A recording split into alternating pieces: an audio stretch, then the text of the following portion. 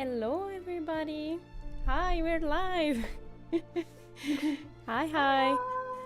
I hope everything works. Hi. Oh my God, we have Maxish here from the beginning. Welcome. We're doing fine. Sorry if I didn't answer. We were posting all the Instagram stories to tell everybody that we're live. Yes.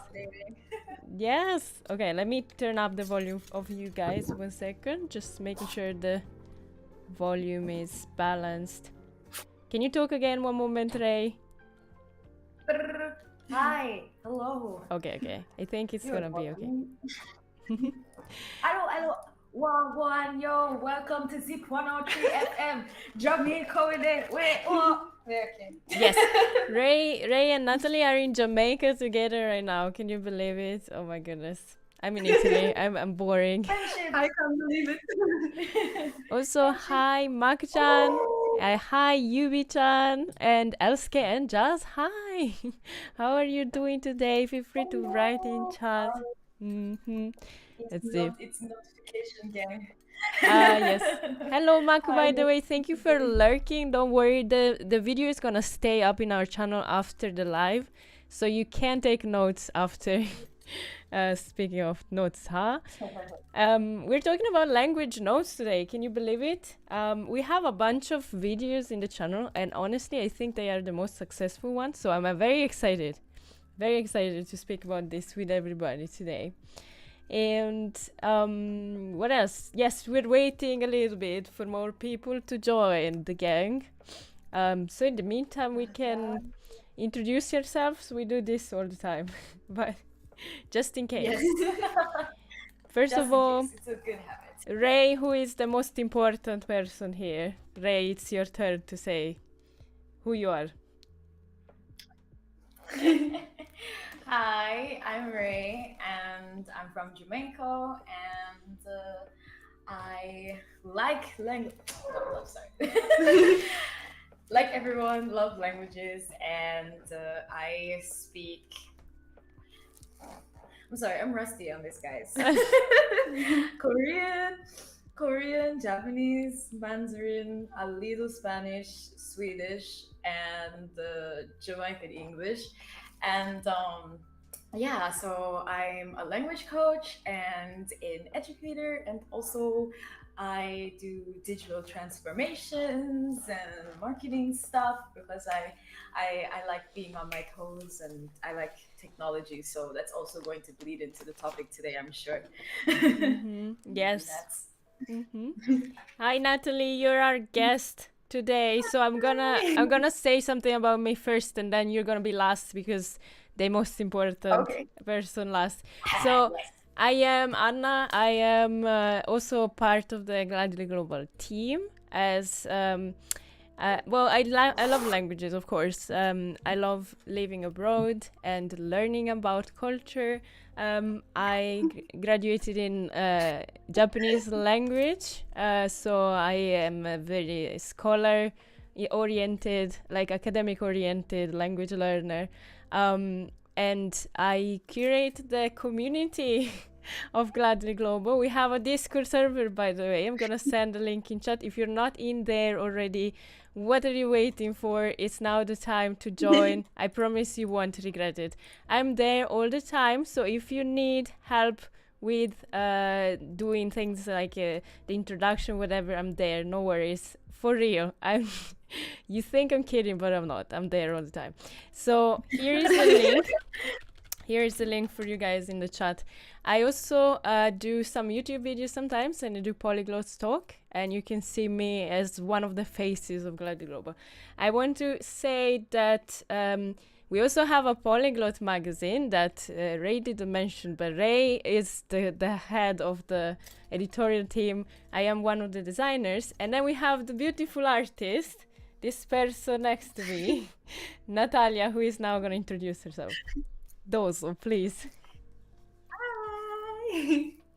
My name is Natalia and I'm from Poland, but currently I'm with my friend in Jamaica. I am an artist, also a language learner. I am studying French and Korean from time to time. And I'm also interested in spirituality, meditation, and this kind of things. So, hi everyone, nice to meet you. Yes, and so you will see like really pretty artworks across our websites, as well as like you know, the covers of the magazine. Our mascot 𝕚𝕤𝕤. If you don't know 𝕚𝕤𝕤, I think she's usually on our screen somewhere, like in the beginning and end.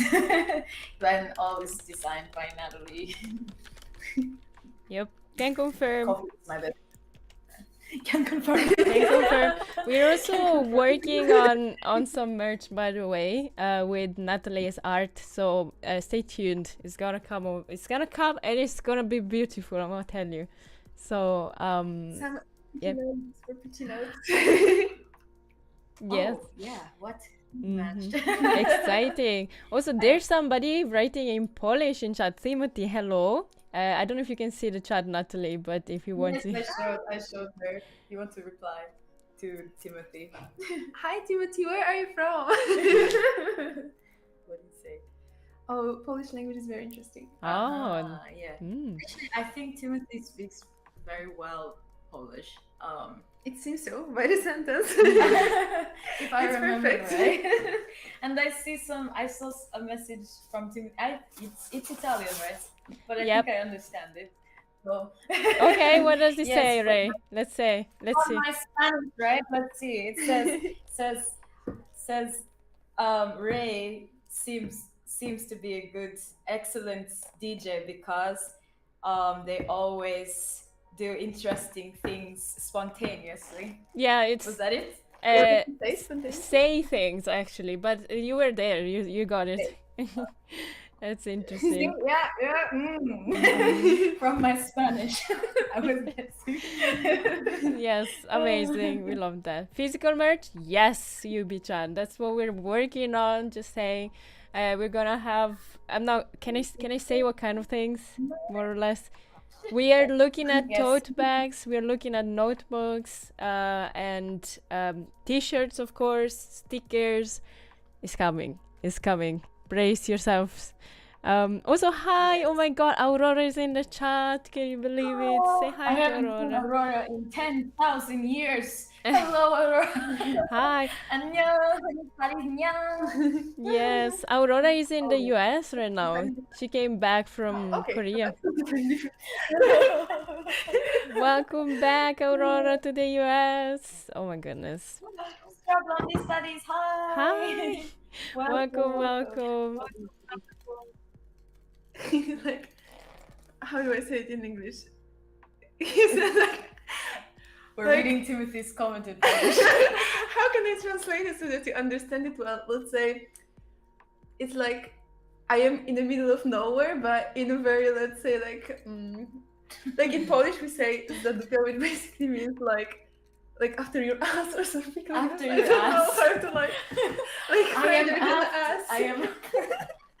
Like I don't know how to explain it well with this word. You want to know where I am?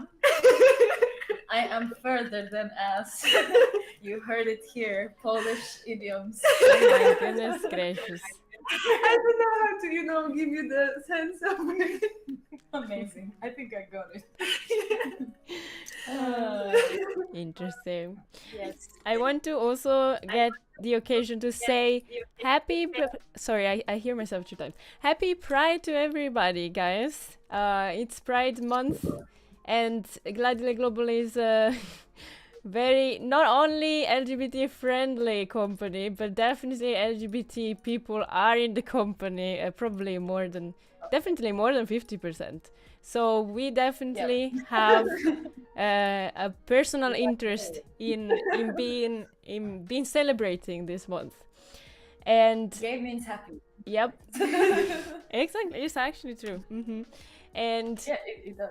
yes, to celebrate this month, we created some printables, time management printables, that are discounted for this month for everybody, of course, and they are all in the color of in all the colors of the rainbow. Probably all the people that follow me are sick and tired of hearing about this because I made them, so I'm telling it all the time. But they're very cool, and they're 18 printables in total, and it's only less than $5 for June. Just saying. check them out Wow. while we start. Here they are. Natalie is cracking up because apparently Timothy is very funny in Polish. There's another idiom like it's like literally where the dogs like barks with their asses, like it's so far that the dogs bark with their asses. Poland, what is wrong with you? But actually, you know, I like, let's say every day I forget that this kind of things exist. So now like I see it and I remind myself that, oh yeah, there is something like this in Polish. It's like, because my stepmom is not Polish and my dad is often teaching her something. And you know, my dad always like use vocabulary that I never heard of, and he's like, yeah, we use it so much in Polish, and I'm like, what the hell? I never heard this word in my life. People do that. Dads do that, by the way, because my dad does that as well. My sister's boyfriend, my sister's boyfriend is half English, half Italian. So his Italian is not super perfect sometimes. But my father speaks to him using words he never said to me in my entire life. I don't understand why they do this.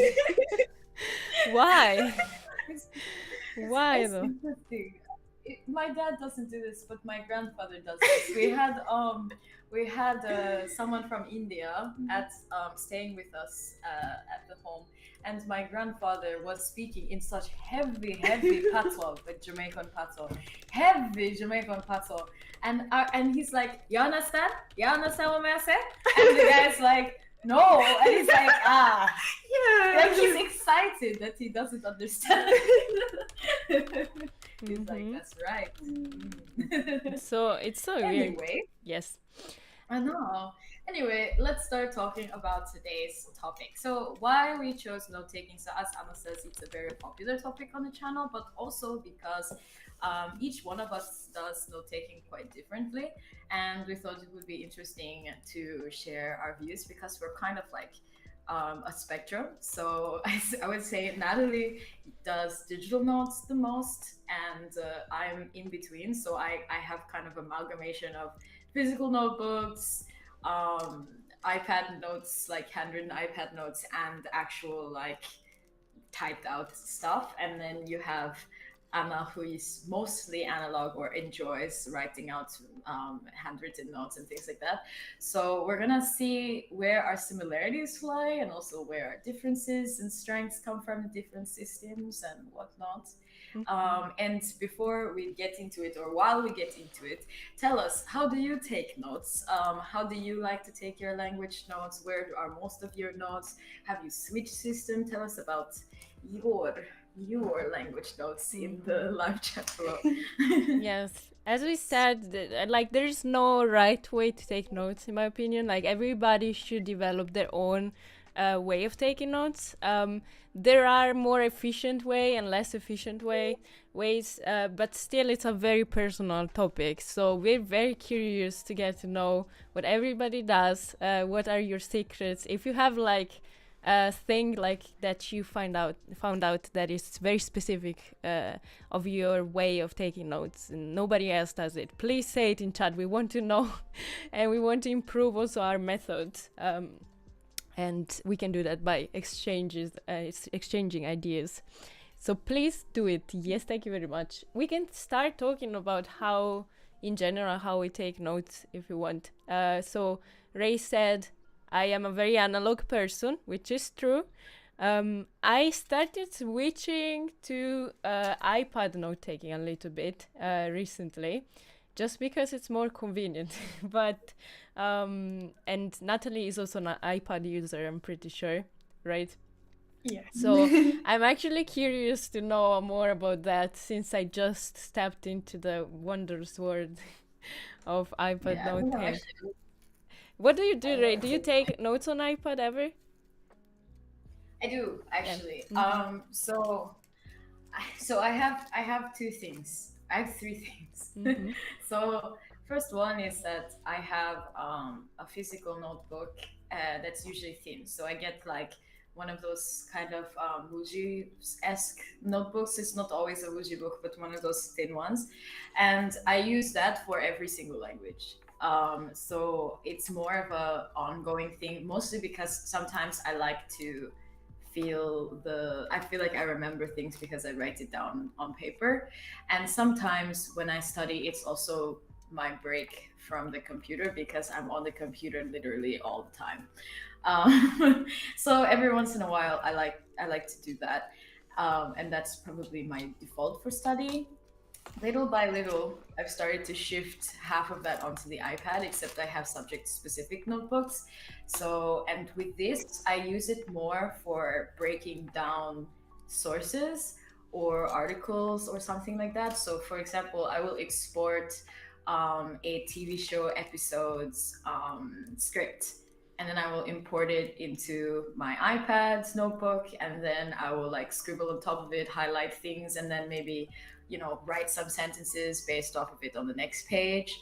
Or I do that with podcast scripts. I screenshot random Instagram posts and I put them in my iPad journal and play with it. So I started with the iPad mostly because it was easier to work with stuff without having to print out everything. So And it's also it's also more environmentally friendly. I would say that, sorry, just to add to the conversation, but I started doing that as well because I don't like printing out pages and pages, and sometimes you get like, you can find PDFs of classical books. I was studying, for example, Alice in Wonderland in Japanese. Those kind of books are free to find on the internet, and it's just so much better when it's like 100 pages, 200 pages, to have you know, a digital interface where you can add comments. You can still write, but it's better for the environment. I see people are starting to write. We're gonna speak about it soon, don't worry. Keep writing. Yes. And just to continue that, yeah, that's another big reason for me, as well as the fact that I travel a lot. So if you are someone who travels, then like it makes way more sense to try and put everything in one place on the iPad. I used to have a textbook per language, or 2 or 3 textbooks per language that I would write from, and then create notebooks. And then I would, after I finish one notebook, I move to the next one. But I like to reference my older notebooks quite often because I also like to go through it and remind myself and look at the words. Or maybe whenever I add cards to Anki, well, not Anki, it used to be Quizlet, now it's Anki, but whenever I add cards, I would go back to my old notebooks because I feel like that's actually the best place to add from, since I've already seen before. And when I travel, I can't bring all of this stuff anymore. And so I'm like, okay, I really love it, but also for practicality and for the environment, I should downsize a bit. So I have been buying textbooks on Google Play instead. And I have full textbooks on my iPad, like Korean textbooks and stuff like that.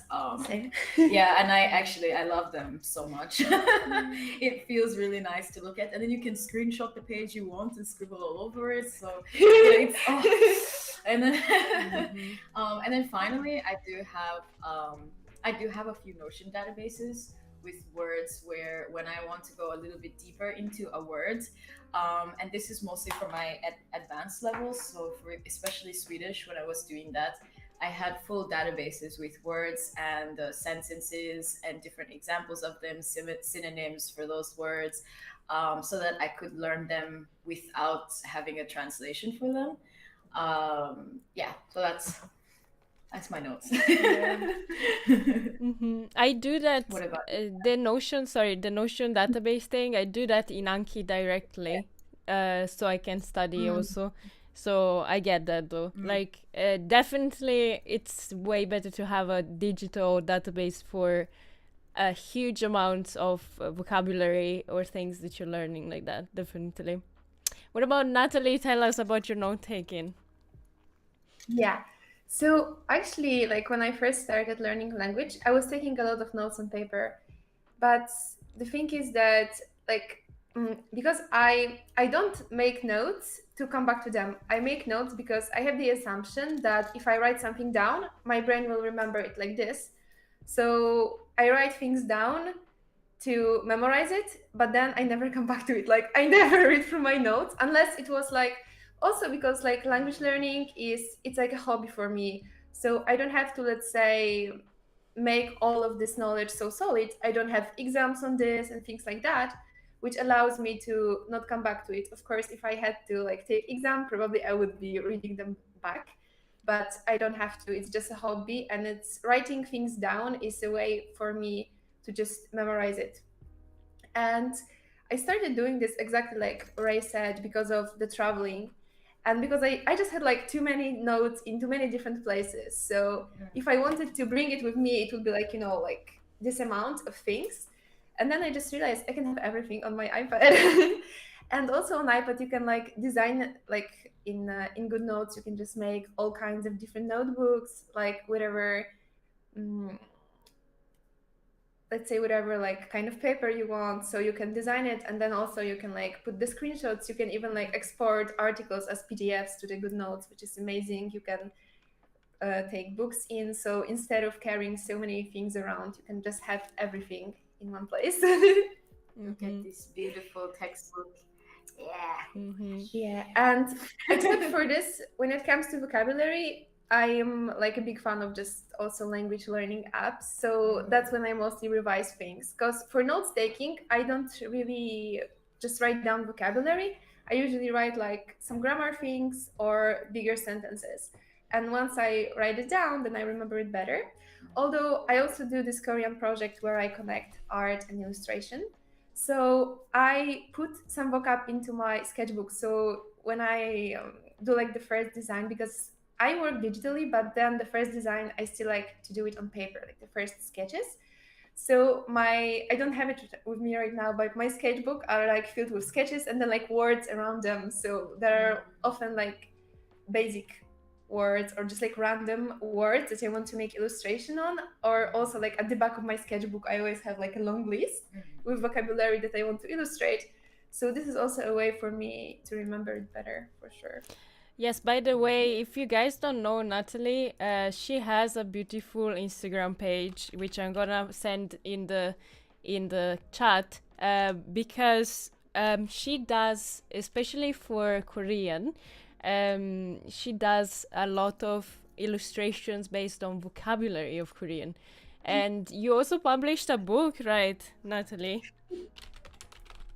Yes. Yes. I mean, it's ready to be published. It's designed and ready to be published. Yes. It's really cool. It's like a Hangul book, right? It's like an illustrated Hangul guide. It's an art book. Well, for me, because, you know, like we live in the era of language learning apps. So of course, I'm not saying that this is like the best way to learn the language, but I designed the whole book with illustration, which shows the whole Hangul. But it's more like my tribute to the beautiful form of the letters. Plus, I think it's great for visual learners and for people who just enjoy books and people who enjoy design as an addition. I feel so inspired. I feel so inspired by Natalie's art. It's so nice. It's very, very beautiful. Yes, and I do think it's a good way. I filmed a video that's gonna come out whenever I get to edit it. For slow language learning, and I think most people in the chat here have actually seen my my tweets about it because it was voted for by you guys on Twitter.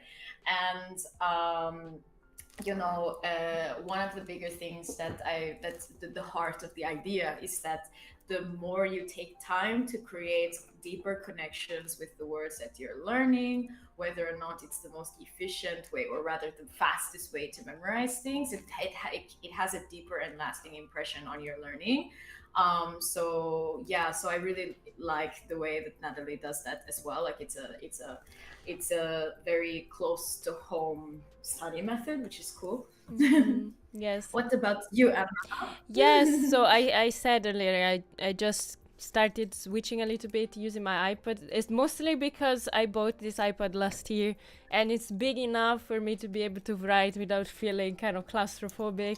And I have this pen that works very well. So I don't go to school right now, but I was using it a lot to take notes in class. And there are reasons for that because, as Ray said, I don't want to have 3,000 notebooks because I'm a very organized person. I wouldn't write everything in the same notebook. I would have a notebook for a subject, or one for grammar, one for I don't know, listening, something like that. So I like the fact that it's more convenient for that. And also another very important thing is that it's more convenient for um, um, changing colors very quickly. You have all the colors of the rainbow. You don't have to bring 3,000 pens with you, So when I have to stay in a place that is not my my desk at home, it's definitely way more convenient. I don't like it too much for every kind of like all my study moments, to use on all my study moments, because as I said, sometimes it's nice to be on paper, to take a break from screens. I think it's a very important thing.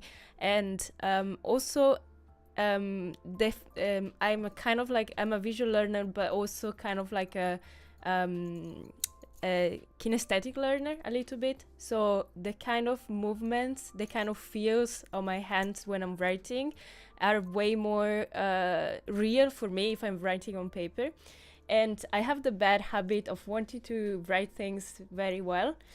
And on iPad, the problem for me is that I can Control Z or like go back one step. So I keep deleting and going and writing again, deleting, writing again until it's perfect, which it's time consuming for me. Probably I have some mild OCD tendencies because I don't think everybody does that. But definitely I think it's better to for me to just write with a pen, and then if it's not perfect, whatever, I'm just writing, So I tend to take like big notes, like a lesson on the iPad, and then transfer more neat notes using pens that I like on a smaller notebook where like the information is already processed. So it's like my personal textbook at one point, with the vocabulary, the grammar, and the things that I learned. So it's like one step-by-step learning, and for me it works. And yes, now we talked about our language note-taking techniques. I would like to start reading what everybody's saying. Do you want to start, Ray? Now we talk about yours. Yes, I do. Okay, so we have first up Jazz saying, I'm also planning on switching from notebooks to an iPad soon, so I'm curious as to how others take digital notes. We're gonna have to share some. Maybe what we'll do is after this live stream, Anna, myself, and Natalie can take a quick snapshot of our notes and we'll put it up on Instagram. So if you're not following Gladly Global's community Instagram, then you should. It's at Gladly Global, and we'll post up inspiration pictures after this live stream. And then let's see. Brooke says, I prefer analog because I like to physically see my notebooks. It feels hidden away if my notes are stored digitally, but I've been trying to switch to digital to save paper. It's interesting, the idea if like the whole object pertinence issue. I'm trying to see if I feel like that. Definitely that's kind of the reason why I have that one physical book, so at least I have that one to carry around. It's not too heavy, it's pretty light, so I have that in case I'm feeling particularly like that at the time. But I think the format of GoodNotes makes it feel like a real book for me. I'm like, oh my gosh, look at my library of books. I feel like it's a bookshelf on the iPad. What about you, Nats? Well, I think Brooke... Actually, I do agree with... No, you go, Natalie. Yeah. Okay, I agree with like what Brooke said, that it feels kind of hidden away, because somehow it's just easier, like you just sit and open your notebook randomly and you read through notes. But in iPad, you have to like go into that folder. Maybe that's why I don't read my notes like ever again once I take them. That's true. I think I read them because I don't do anything else on my iPad. I honestly I use my iPad for two things only. One, second screen for my laptop every once in a while. So when I'm studying, I use it as a second screen like this. And then the second thing is notebooks. That's it. So I think because of that, I've started to think about it as a book. Like what I try to do is I think to myself, this is the book. Especially when you hold it like this, and like the bigger one, you can see it's both true. pages. It's true. It feels It's true. different than the small one. Yeah, I think so. I've really made an effort to change my connection, my mental connection and perception of my iPad, that this right here is my library, is my notebook. So every time I open it, I'm like, notes. I like that. I like that. I'm the same, by the way. Right? I use my iPad the same way as you, like 100%. I also have some games on it for some reason, but I never use them anyways, so they're there. I have mentioned, but the one is too big, so I need like a little remote control, I get like a it. gamer controller. Yeah, it's too big to play games on. Yeah. My thumb is dying. No, I remember when the pandemic started, I was playing a lot of iPad games because I didn't have a PC yet, so I was feeling very lonely, and that's what I was doing. I use my iPad a lot for YouTube as well. When I don't want to turn on my computer, for example, it's just nicer to keep in the background like that. But I understand what Brooke says, because as I was saying earlier, like feeling the pages, turning the pages, probably like seeing the book and knowing you can open it, like all of this is like kind of I was talking about kinesthetic learning. If you don't know what it is, it's like learning through touch or gestures. So the kind of things we feel through our other senses that are not seeing or listening. So you might look into that, Brooke, maybe some techniques about that if you feel like that's for you. All right, I think. Yeah, we can go on. I was gonna say. I was just gonna say, at least the thing is that every once in a while I do print out sections of my digital notebook. But if you think about it, at least that when you print off a section every once in a while, it's a lot better than like the default being paper, and you use paper all the time, because sometimes you write shitty notes, so you're just doing something to practice or whatever. It's not really something worthy of having on paper, if you know what I mean. Worthy of having on paper. Or you should start thinking about it. Paper is gold, very valuable stuff. So I like that for the iPad, especially when I want to just memorize something. I can write it and erase it and write it and erase it and delete it and get rid of it, and I don't feel like I'm wasting paper. Moving things on the page as well, without writing everything again. Yeah, moving around. And I mean, I think the only thing is that I still feel like my notes on physical paper feel more organized still. Like I feel like I put my ideas in such a nice way on the physical paper. But I think every few months I feel like I've improved that. So I think it's also a process. But yeah, we can continue. Nat, you want to read one? Yes, sure. Okay. Elske said, I take my notes on paper. Most of the time it's in my own words, but I basically copy my Japanese grammar notes from a textbook. Sorry. There is actually... Why are you sorry? No, don't say sorry. There is... So, we've been critical in the past about people that just copy text, like big paragraphs of text. Only for Instagram purposes. I guess that's why you're saying sorry. It looks nice, but it's probably not the best way to study. But I'm saying this, I've studied teaching techniques. I'm an Italian teacher and an English teacher. I know that copying is actually a good technique to remember to study. To remember or to study something. So if you feel comfortable doing that, if you remember better, this is still kinesthetic learning. The gesture of writing, again, the things, instead of just looking at them, can be a technique that works for you. So why not? Don't be sorry about it. If you feel like you're wasting a lot of time and you still don't remember them, maybe that's not the right technique for you. Maybe you should do something else. But otherwise, if it works, it works, Yeah, also tiny caveat, but like it works really well for Chinese. Like because you have to memorize characters, copying out whole text is actually really good. And so my teacher used to force me to do it, and I used to hate it and think, oh, this is so pointless. Why, this is not how you learn. And to some degree, it isn't. Like if you want to learn to speak Mandarin, I mean, if you're focusing on speaking, it's not the best method. But in terms of writing and memorizing characters, I realized later that like at that time I could write the best. Now that I don't do that very often, I have to like I can read the character but I can't write it. So I'm like, I need to start copying things again. Yeah, Yeah. very annoying. Mm-hmm. Yes. Yes. Yes. Yeah. I agree. It's true, like this moment when you realize, like, I know these words, but how do I write them down? Like, Yeah. Mm-hmm. It's so bad. like you all the time you think like, oh yeah, I know how to write it, but then you actually need to write it, and you're like, oh. Yeah, it's like I have a friend who's from the Philippines, and they speak English quite often there as well, so they're quite bilingual, and but at the same time, when they speak, I don't even think about the language barrier very much. I saw them send me a text, and they wrote, "Who is in chart?" And I was like, "In chart." In chart, and then I realized later that it was supposed to be in charge, and I was like, but if they had said that out loud, I wouldn't have even thought about it, because technically it's similar in chart. Like, who's in chart? I would have been like, oh yeah, it's that person. You know, you wouldn't even notice. So it's like, when you think about it and when you write it down, it's such a different process. It is. It is. Mm-hmm.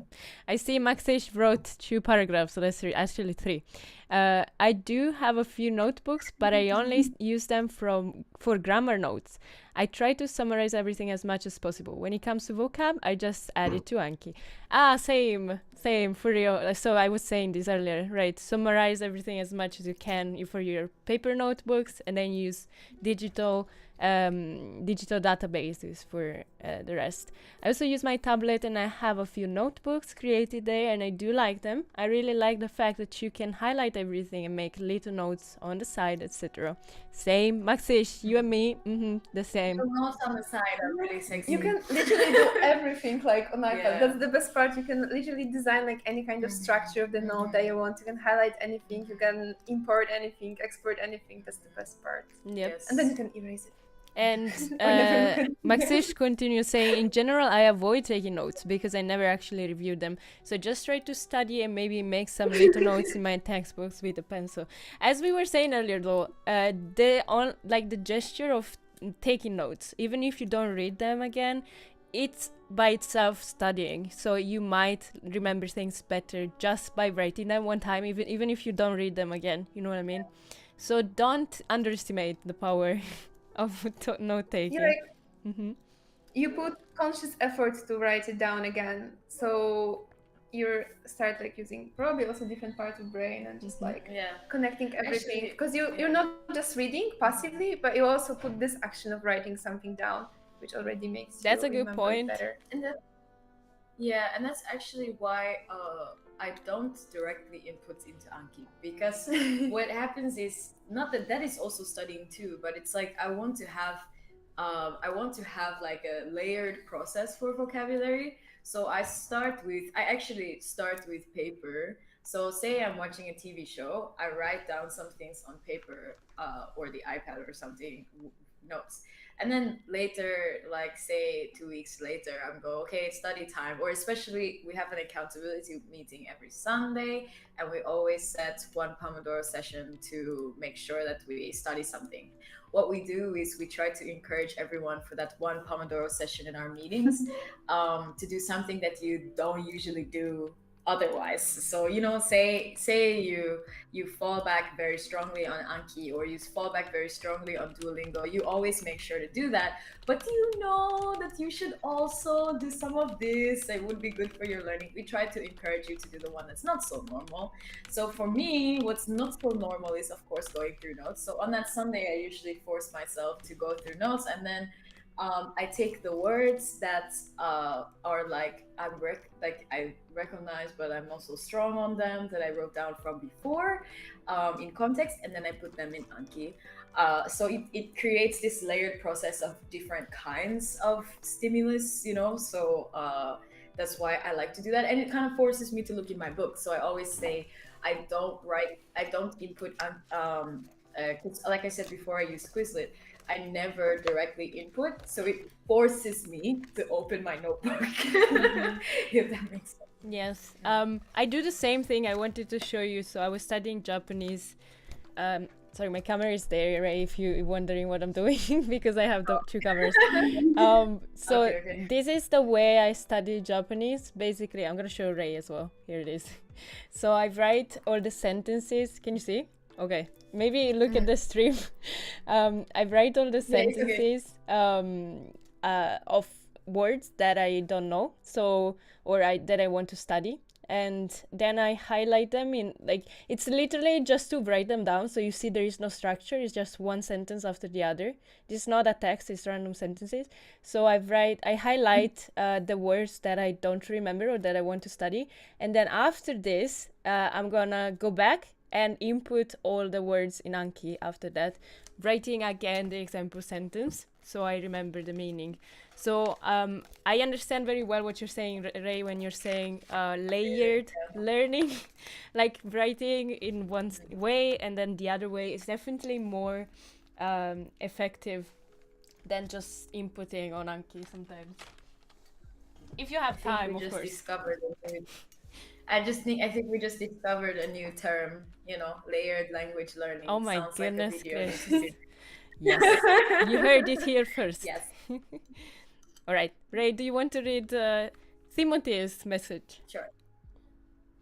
So Timothy says, my note-taking is just keeping old email exchanges, which I review sometimes.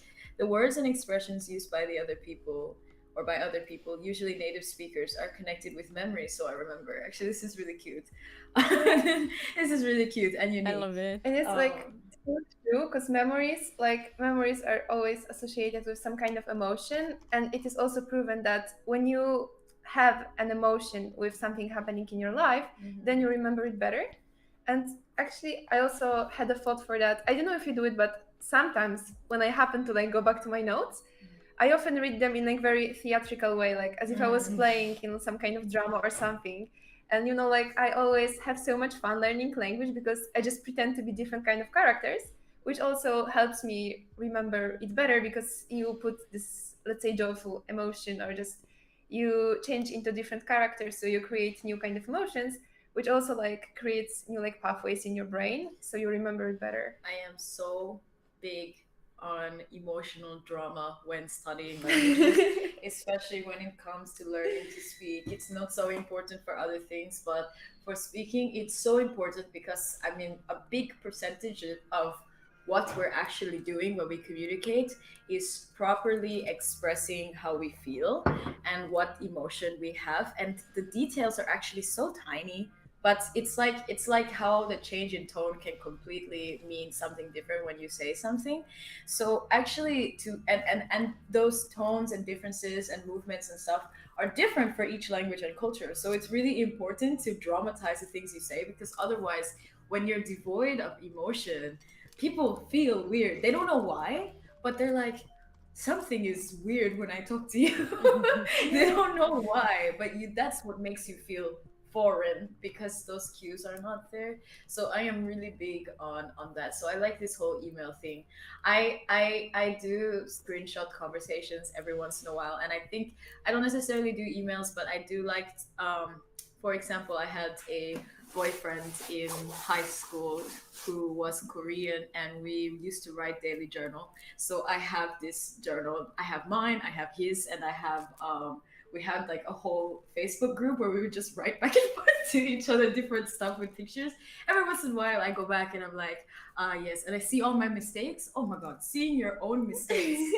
Seeing your own mistakes. This is the best part about notes, in my opinion. I like to look back at them, because when you see your own mistakes, actually it puts it out in your face so much more. You make, even if you make it less than before, you might still make it sometimes. You know this, like, say you have improved, but the mistakes are still a part of your system a little bit. But when you see it written down and you can notice it as a more advanced learner, and you're like, ooh, that feeling it's into you, and you don't make it again. Yeah, this is true. Like, actually, this is a great part of making mistakes in language learning, because if you make mistake, then there's like a bigger chance you remember it. And this was so good what you said about like talking in very like neutral way, like a robot, there is a high chance that your brain won't remember it, because our brain like either remembers things that are associated with like very low emotions, like fear, anxiety, things like that, or with like very elevated emotions, like when you do something joyfully, peacefully, and like just like you enjoy learning. So this is another thing, that sometimes instead of like doing a marathon, let's say, for learning and trying to learn as much as you can in very like mechanical way, it's much better to just focus on enjoying the process, because then you will learn more naturally, because you enjoy it and you already put out this emotion that will make you remember better. Like it will be just saved in your brain better automatically. So the neutral thing was very helpful, I think. I'm very big on this. Yeah, I agree with that. Yes. There's a let's see. So next we have Straw Blondie Studies, who says, I'm trying to make less notes when I tried to make less notes when I first started language learning. I just copied out the textbook, which was a total waste of time. Recently, I've been making notes or annotations directly on the textbook instead of copying things out, which helps me engage with the content but takes less time. Yeah, I think this is a little bit similar to the reason why we feel the iPad is powerful, because you can screenshot and like write, and really notes in the margins are so nice. I love notes in margins. And also, I guess it connects with the Cornell note taking theory, which is when you split your page, like one quarter, you have a line down, and then you have two quarters on the side, and then you have one more split at the bottom. So you can put key terms on the left, then annotations on the right, then at the bottom, you write a summary. And this is also a proven really good method to study. And I use Cornell quite often, actually. Another thing with that is like that when you have this iPad notebook, it's limitless. Like you don't have to save on space, let's say, because it will basically like never end. I think you can add as many pages as you want. So you can also allow yourself to like put more light in between the lines, so that everything is not like, so squished, and then like you look at it and like the notes are so like packed together. You can actually leave a lot of light. So you can even have just like a few sentences on the page. I would say that's really powerful too. Like we haven't really talked about it because we're mostly talking about formatting. But when you write notes, regardless of how you write notes, I think one of the most powerful things is writing in a way that you can absorb the information with one glance. So like if you write it in a way where the key terms are highlighted, the stuff that, for example, your native language is in a very light color, so it doesn't pop out to you when you look at your notes. That's a good one. Yeah, I always write it in really light gray, the English. So that's, if I want to look at it, I can stare, but it doesn't pop out to me. See, That is yes. actually, yep. I used to write it in with a pencil and then erase it after a while, because that's a good thing. Like if you have everything in your target language, you have to struggle to understand what you were writing. Otherwise, if you have just the translation, you're just gonna read the translation. This is the thing. So definitely try to have monolingual target language notes if you can. That's definitely a good idea. Yeah, because there's something that your brain tricks you very easily. It's the same thing as like, maybe you have experienced, or at least every language learner experiences this at some point in their life. But you're watching a TV show and you're like, oh my gosh, I understand so much of this. And then you turn off the subtitles and you understand nothing. Yep. And it's because at some point your brain, because you do recognize, say, 3 words every sentence, right? And then you're reading the subtitles and your brain has this fancy way of making you think that it's actually what you're hearing that you're understanding and not what you're reading, like in peripheral. And the same thing happens with your notes. So say you look back at a vocabulary list and you're like, oh good, I remember most of these things. But yet when you go outside to use the same words, you can't remember them, you can't recall them, even though when you looked in your notebook, it's like, but I know all these words. It's a lot of the time, it's because actually in the corner of your eye, you're absorbing the native language very quickly, the translation. And even though you're paying attention to the the words, it's like your brain has already kind of cheated a little bit, and so it tricks you into feeling confident. So it's good to have some kind of system to really not look at it, or to be able to test yourself. So when I was mostly analog, I would do a paper and fold it in half. Or I've seen clicky studies. She uses, or in Japan they do this a lot too, but they write it in red, and then they use a red glass thing, yeah, Like and this. they put the glass over like that, so you cannot see the writing on top anymore. Yeah. So there is Exactly, there is like red parts. This is a book, but you can do this by yourself. There are red parts in the book, which is the reading or the meaning, and you can, when you do this, you only see the black, so you can study doing this, for example. I'm pretty sure it's easy to find one of these, so you can take notes by them by yourself if you want. But yes, another thing. For example, that's one of the reasons why on Anki I never wrote the translation of words.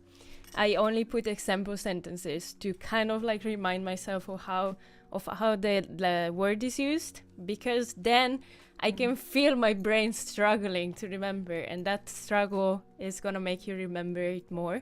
Otherwise, you will just remember, oh yes, I know the word for cat. It's I don't remember actually. You've seen that word before, but you don't remember the word itself. So that's definitely a good idea. Right. Mm-hmm. There's levels to knowing things. You know, there's levels to knowing things. Just because you understand something doesn't necessarily not mean that you can use it or recall it. So maybe if you connect that to like another class, say like history class, someone told you the history, you understand it, you know it. If someone were to ask you about it, you could remember it and be like, yeah.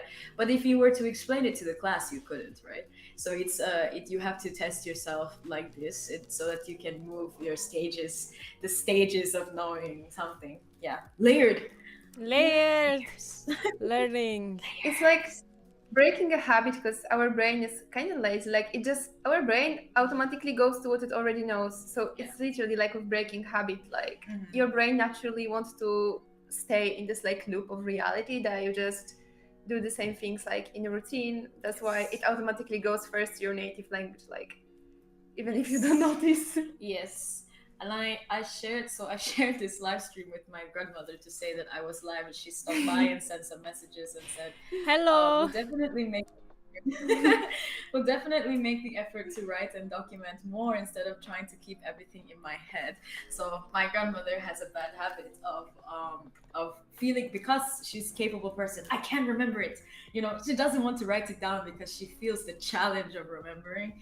And of course it's good, but sometimes you can get stressed if you try to wing everything. So writing notes is good because you can feel safe that you have kept the information and come back to it, right? Instead of having to go back and search and do I remember or not, or have I, it's nice to know that you have done something. Yeah, right? but this is also so true. I think for me this is also like the biggest reason to take a note, so that I just have the feeling that it's like solidified somewhere. Yeah. Because I am also like somebody that has so many thoughts at once. So if I write it down, I have the feeling that, okay, now it's solidified, I can just let this thought go.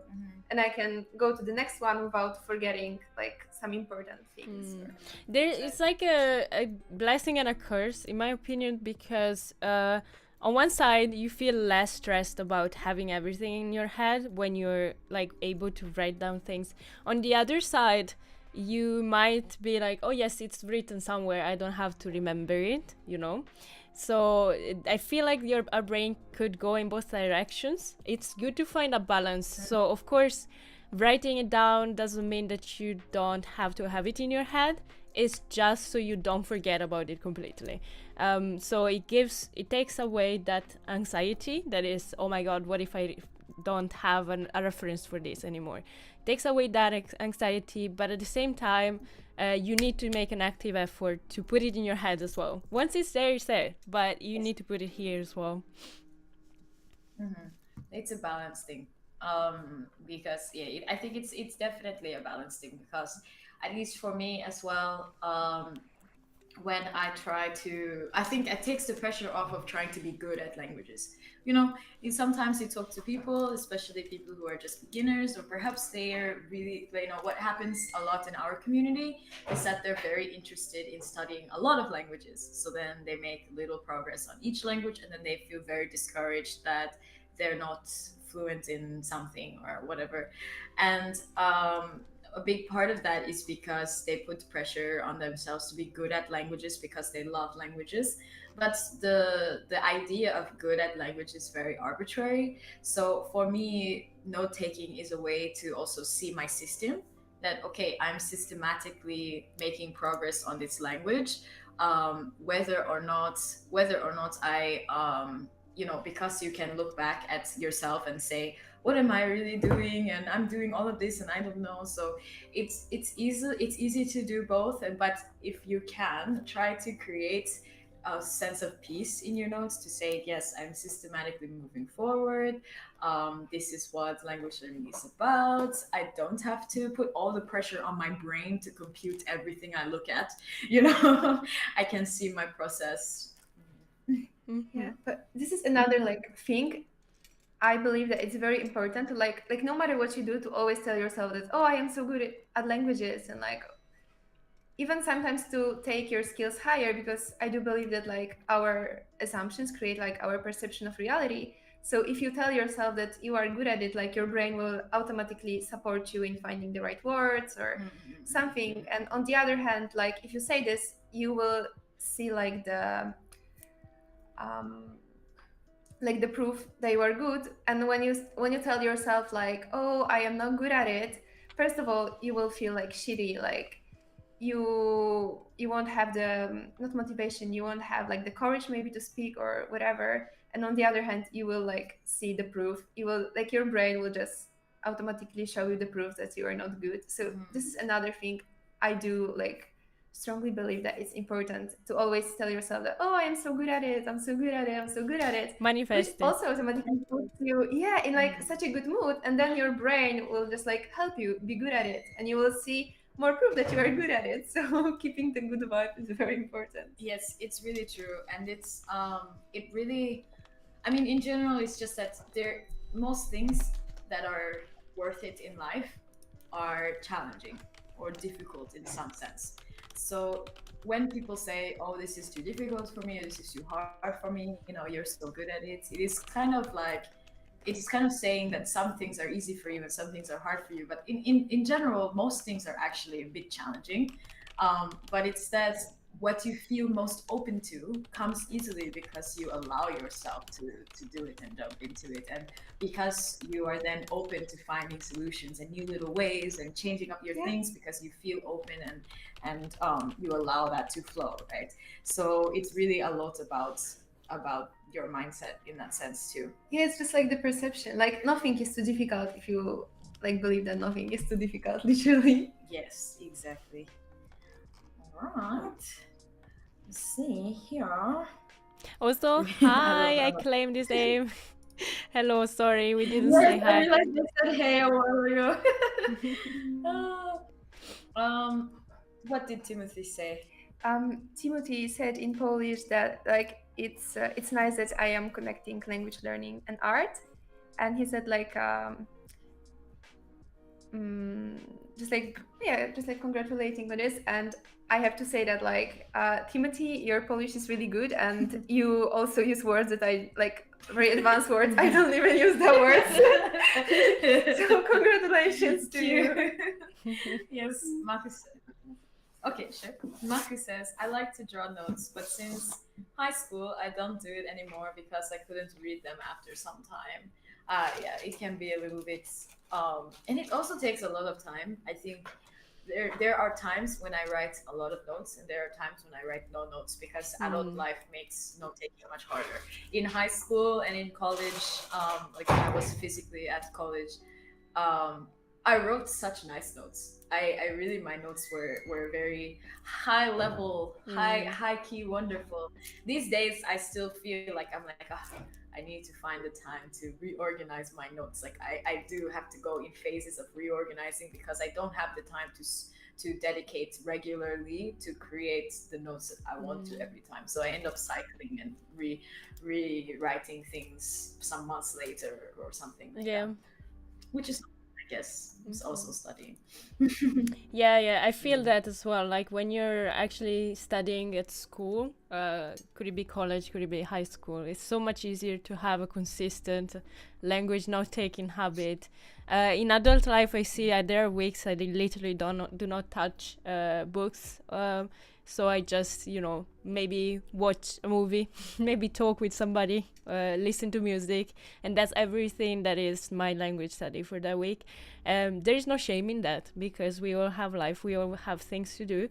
The fact that you have this drive and passion and you want to do some things one step at a time, it's good, in my opinion.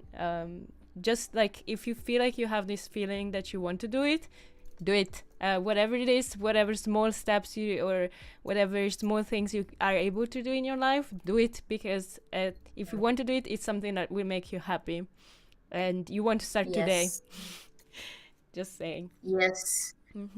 I'm going to read off these now because we're kind of towards the end of the end of our hour, but I'm going to read some of these so we can round up. Yes. And he says, Ray, you are practicing what you preach by bringing out your video on slow language learning very slowly, so it will be excellent. You are correct. Yep. Let's go with that. We're all slowly bringing all the YouTube videos, just saying. So we all practice what we preach. Yes. Luckily, for sometimes I took notes on these small square papers and turned them into origami. And when I couldn't remember, I opened them back. I learned a lot better doing origami while learning. They're so nice. What? That's so cool. I love it. It's like you brought your notes, and while you're doing the origami, you're thinking about your notes, right? You're thinking about it, and then it's like it's done, it's there, and you don't want to open it again. You want to remember it. This is such a nice thing. I love it. Can we share this on? I screenshotted it. Yeah, yes, I screenshotted it. I need to share. No, we need to share this on our official channels. I swear, it's so cute. What? Oh, Maku studies with origami, and there's this one. This is so creative. I love it. Alright, and yes. Brooke says there also says yes, I'm a visual kinesthetic learner. So maybe you want to try the origami. Maybe, yeah. I think I want to try the origami now. What the fuck? I know we should do an event where we do origami notes. Yo, for real. And Yuri says, yes, I'm also a visual kinesthetic learner. I have been writing notes on analog, but I would love to use digital for textbooks that I can find online. Then perhaps write. As I mentioned it earlier, but Google Play has a lot of textbooks on it. If you want to purchase legally, and I recommend you purchase legally. Okay, I do. I have 5 textbooks purchased legally from Google Play. Yet it's nice. It takes a long time to make a textbook, guys. You should pay for it if you can, if you're able. Yeah. But sometimes, or like buy the PDF from the website, because then you can automatically just import it to GoodNotes, which is also like even better. Yes, it has more options. I think. If you can do that. I mean, I like the feeling of a Google Play textbook anyway, because it feels like a real book. And then I take screenshots and I put it onto Google if I want to, if it's something that's heavy. But yes, there are lots available there, but there are many other ways that you can get digital textbooks. You can even bring it to some place, at least in Jamaica, you can bring it to some places and ask them to scan the book as well. There's a lot of different things that you can do. You should be able to you should be able to scan a percentage of the book legally anyways, if you want to do that. So or you can get books at the library and then take notes and then give the books back. You know, there are different ways you can do this if you don't have money. Definitely. That's a really nice way, actually. That's a very nice way. We as Gen Z and millennials and Alpha, who comes after us, really should utilize libraries more. They're a godsend. We're very lucky to have them. I was thinking about becoming a librarian the other day, by the way, just saying. Yeah. That would be very cool. Really, it's a good Honestly, what peace What you would have. like what if we did like a challenge where, let's say, we make groups of people who are studying the same language, and then if you have some kind of workbook or that you don't use anymore, you just like you get people in person and then you randomly send each other, like, you know, the textbook, and it's like fun way to exchange. Textbook Like exchange program by Gladly Global. and Sounds like cute. it's exciting because you never know what you get, and then you can just, you know, like exchange information like this. Ah, it's cute. It's cute. Yes. It was Yubi says, yes, then perhaps write some grammar points on the notebook to help me remember better. I could have read that together, but yes. Yeah. Maxi said, this is so smart. This was back when we were talking about how to hide your native language a bit. And yes, and Brooke says again, there's a Korean variety show that I can't turn English subs off. Oh, sorry, that I can't turn English subs off for yet on YouTube, and the English subs distract me so much. My brain automatically goes to them, even though Lazy I can brains. understand the audio. It's true. Me too. Lazy brains. Me too. One of my students puts paper on the screen on top of the subtitles so they cannot see them. Why? Turn them off. Now, if you cannot turn them off, there are some websites where you can watch movies, but you cannot turn off the subs. Oh, yeah? Really interesting. Oh well, I usually what I do is I turn on subtitles for another advanced language I have. My brain is usually not automatically reading them. So for example, I was watching Anen Hyungnim, which is a Korean, what do you call it? A Korean variety show. And what I would do is I put the subtitles in Chinese. So what it means is that in the event that I really didn't understand something, I can try to understand it through the other language that I know, that it's there. But at the same time, my eyes are not automatically dragged to it, right? So yeah, this is my method. This actually happened to me when I was in Japan. I would watch English movies with Japanese subtitles at the cinema.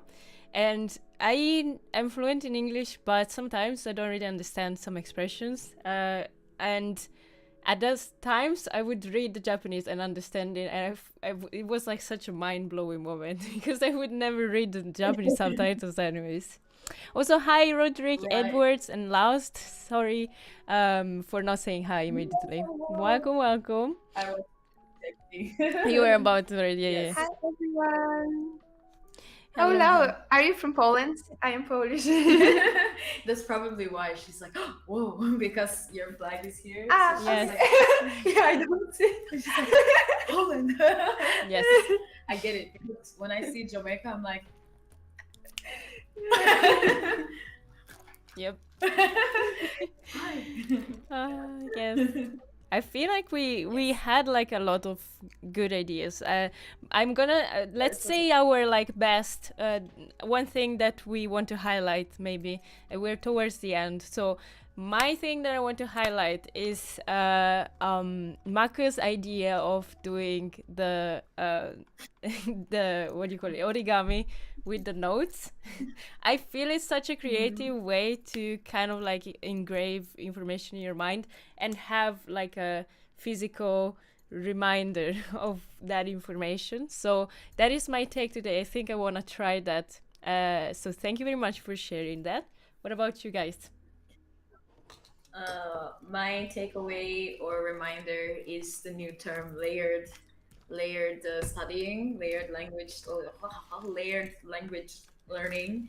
So trying to envision everything you do in layers instead of one big bang, especially for note taking. So try to imagine a workflow that allows you to revisit things by force if you can create that system. For me, I think like out of what you were talking about, I really like the thing to like put if you also do annotations in your native language to, or like whatever other language, to make it with lighter color so it's not that visible. But apart from that, like looking from the big picture, I really believe like no matter what you do, it's just no matter like how you take the notes, it's just important to really enjoy it and to always tell yourself that you are good at it. Like, Well, you are good at languages. You are a master of languages. what was the And you affirmation? know, Yes, we have affirmation down here. I'm a Yeah. language master. I'm a language master. I'm a language master. Anna wrote, repeat with us. I'm good at learning languages. Yeah. I'm brave and I'm reaching my goals. Oh, Praise. that's the note to end on. That's the note to end on. Yes. I like that.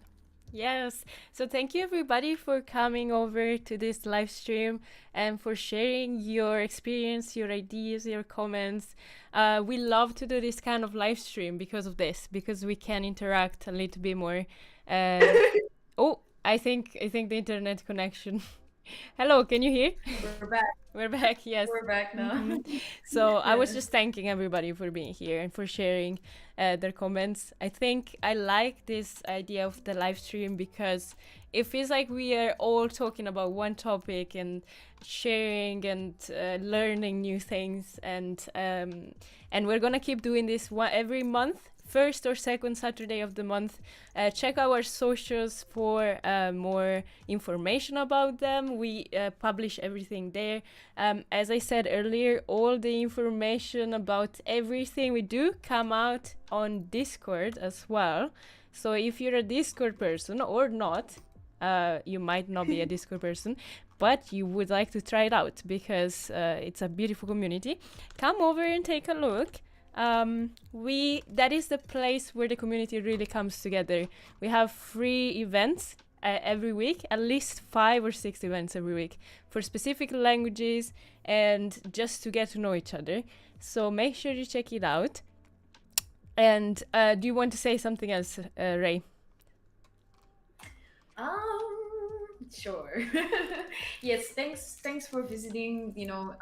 What really empowers Gladly Global is like I had a conversation with a few other companies or similar language communities online, and it's like one of the best parts about Gladly Global, and I don't want to change it ever, is that we feel very comfortable with each other, that it is a very safe space, and we're not, sometimes every once in a while we get comments like, I'm not going to believe anybody who's selling stuff.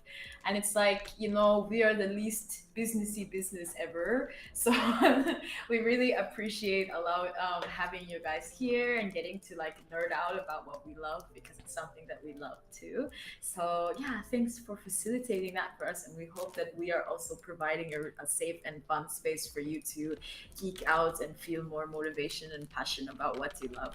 Languages and culture. So yeah, you know where to find us, and we will see you very soon, either on the server, either in a study stream, or in a YouTube video, or back here for our next polyglot talk in July. Yes, thank you very much. And thank you also, Natalie, for being here. Very special guest. Thank you very much. Thank you. We'll talk with you soon. See you next month. Bye-bye. Bye bye.